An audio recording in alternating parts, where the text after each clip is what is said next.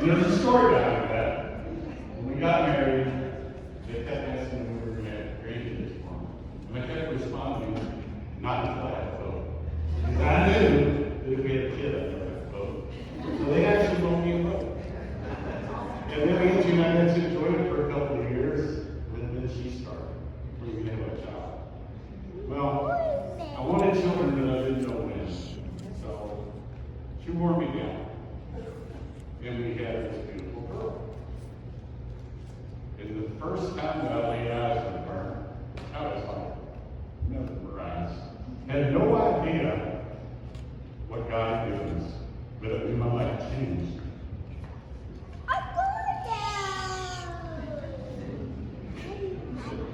When I first told her I loved her, when we took her home from the hospital, and I realized I had no clue how to raise a child. I never changed a diaper. When people came in the room with babies, I went the other way. Didn't know how to feed them, nothing. But I learned. And it changed my life. When she became mobile, I had a shadow. It didn't matter where I went, she was following me. And of course, I go to my boat in the driveway, and Courtney would want to get up and do it. But there was one thing she always wanted, whether I was in the boat, in the yard, and that was my hat. And it never fit her, but she put it on backwards every time. We have pictures of her that are so cute, where she's just sitting there grinning. Then she got a little bit crazy, and I take her out on the boat. 2.5. I went out, crowd dad, bought her a fishing rod. We went fishing. I'm catching fish, having fun, and she's kind of watching Courtney nonstop. It was definitely a winner.